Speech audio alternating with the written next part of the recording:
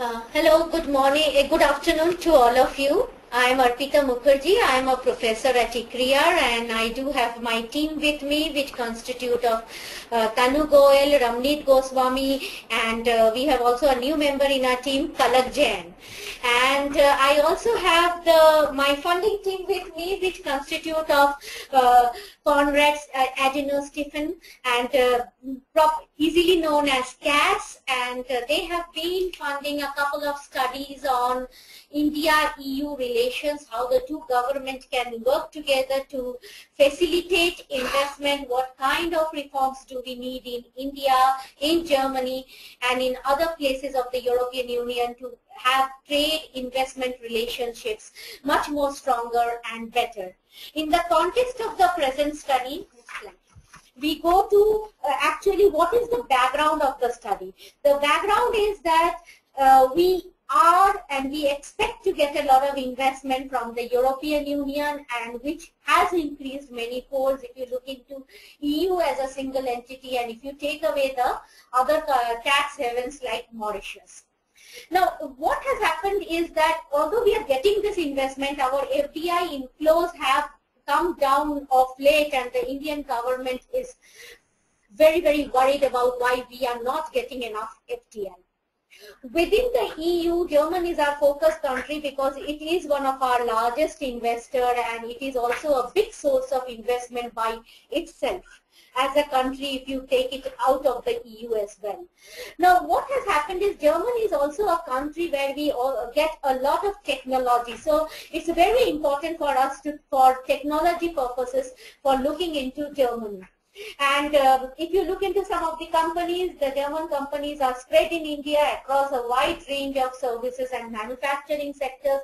Some of their key areas are like auto. Within the services, there are many areas like consultancy services, IT services.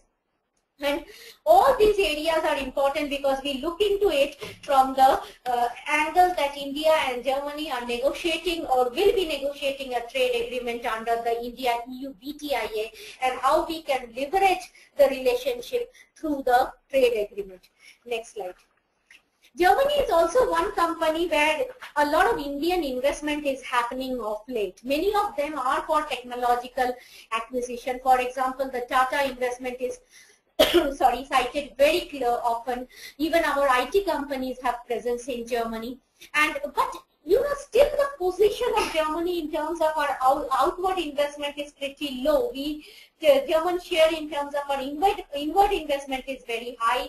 Outward investment is very low. Can Germany become our entry route to investment in the European market? If so, how can that be facilitated?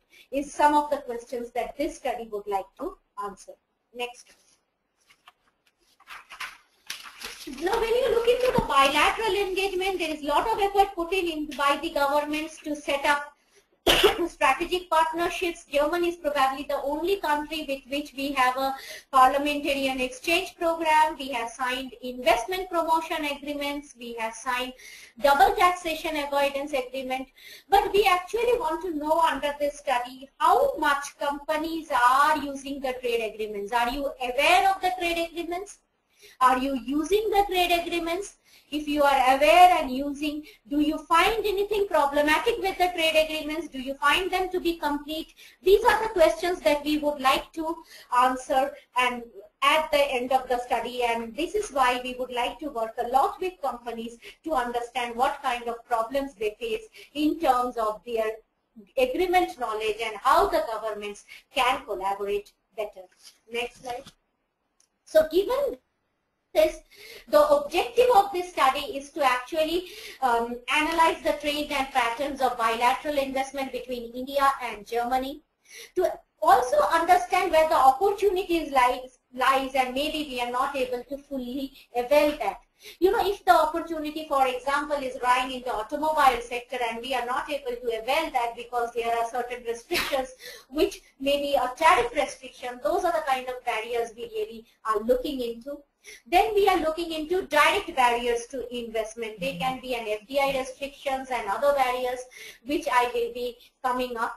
And then we actually want to look into what is the expectations of investors from the trade agreement. How do you want the two governments to operate so that the markets can integrate more? Now, given this kind of objective, what we would like to do now is to understand some of the new issues that has come up in the last 3-4 years in the India-German relationship, which is affecting the investment.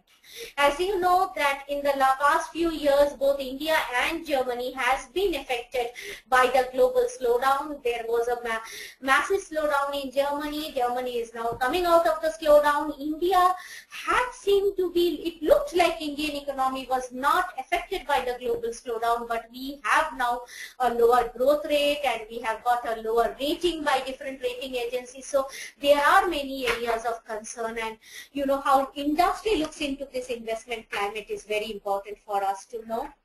Then we would also like to know into how your investment decisions are impacted by different policies. For example, the recent retail policy of the government, the government's finance bill and other policies. What are your ideas about the budget?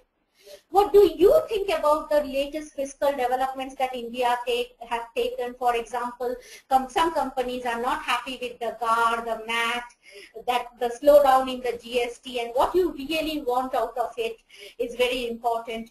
Something to that effect, that do you really want a German cluster or do you want a broad-based investment, something like JPEG is doing in the Delhi Metro corridor? These are some of the things that we would like to know. And if you really want to do that, what kind of problems do you face? How do you foresee future regulations that are coming into India? For example, the land acquisition bill, the government procurement bill, these will all be the regulations that will be in place in the next 3-4 years. What this study tends to do is to provide a policy input to the next government which would be coming into after the 2014 election. How do you look into different incentives of India? For example, India's foreign trade policy, in the incentives offered under those, do you avail any of those? Do you, or you can't avail because you are a foreign company? Do you look into the SEZ benefits? Are you availing those benefits? That is something that we would like to know. Then we also would like to know your opinion about how you look into the two markets, and naturally we have discussed a lot about the policy and what should be the coverage, how should investment be handled under trade agreements. And in this context, if you have any questions also relating to the trade agreements, we will be willing to and be very happy to help you out. Next, please. Now, this is somewhat how our study looks like. We have a secondary database and we would be doing some kind of data to find out exactly how the flow of investment becomes impacted by different indicators like macroeconomic stability, fiscal indicators, human abilities to purchase. So those are kind of things, socio-economic factors. So there will be some secondary analysis of the data, and there will be some primary survey of the data where we will have an in-depth discussion with Indian Germany companies, policymakers, sector experts. We will also be having meetings all over India, and we would like to seek your view on if you have any particular format you think would be good for us to discuss, or some case studies that we need to follow up, and if we have to have a meeting in Germany, how we should prepare ourselves for those meetings. Now, coming to the real crux of the story and the kind of questions that we would like to work with industries. Before we go there, what we have found is that there are around 200 German companies which are really into investment. They are not one-man shop or trading offices, but they have invested in India at some point in time. They do have some locational specificity. They are located largely in the west and the south. They are quite equally spread across services and manufacturing, and many of them have come through the automatic route, and many of them do have wholly owned subsidiary in India, and they have a very long presence in India. They understand the market, and they are able to operate very successfully. There are other issues that came out from the survey based on which we have designed some questions. Basically what we are interested to know is something about the companies. How do they enter? How do they establish their presence? Are they happy with the kind of skills that they get? What factors determine their locations, and how do they plan their locations? Do they work as a consortium with other EU companies, or they can have a consortium with anybody with whom they find a skill match or a technology match? Now then we would like to know the interest areas. What are your interests? It is both for Indian companies investing in Germany and German companies investing in India. What is the area of collaboration? Where do you find your interest? For Indian companies, we are very keen to know how do you select your location in Germany? How do you match the cost factors? How do you determine a local partners? This will be very, very interesting for us to know.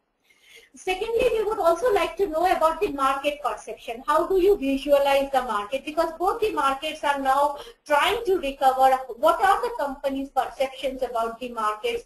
What are their perceptions about their competitors in the market?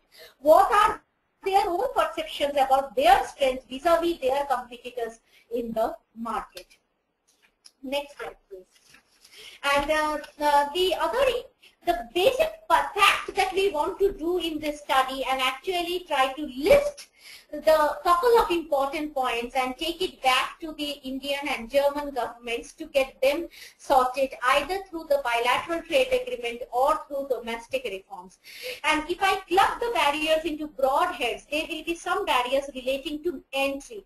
Like in sectors where there is FDI restriction, there is a capitalization requirement, or you are not able to take the land, or there are nationality requirements, or you are not able to participate in government procurement.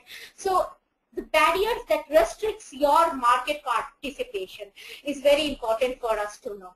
The second is that you are allowed to participate, but you cannot participate in the full steam because either the infrastructure is not there, or maybe you are discriminated against. For example, the certain subsidies are given to Indian companies which German companies cannot take, or they find that the the IPR regime is not so good in the case of pharma. So these kind of questions, or there are so much differences in technical standard that it's not worth your effort to customize the product. Third is the regulatory barrier. It can be because of many reasons. One, the regulation may be very cumbersome. Two, you may not be aware of it. Third, you may find it to be very different from your country's operations. So this is very important both from the Indian context and the German context. Indian companies may find German regulations to be too rigid, too high. German may find it to be too multiple, too flexible, and therefore too lack of transparency in it. So those are the issues that we look into. The other things are much more generic kind of barriers where you have culture, language, distance, and political interference, political uncertainties as barriers. As for example, you don't know what is going to happen after Karnataka election, after the election of 2014, so on and so forth. So given this, what we try to do in this report is to basically request you to provide us with some input, some suggestions on how we should go about designing our questionnaires, talking to companies. If you have a question, you can come back to us. If you have an input, especially inputs related to problems that you face, please come back to us on that, because we would like to address that. We would also like to assure you that no names will be mentioned in our study. We will keep our confidentiality, and if you think that you would not like to be quoted or be part of a public domain and you want to express your opinion to me personally and send an email, I have my email here. So please send it to us, and we will also share with you the draft report before we present to the government. Thank you very much for your time.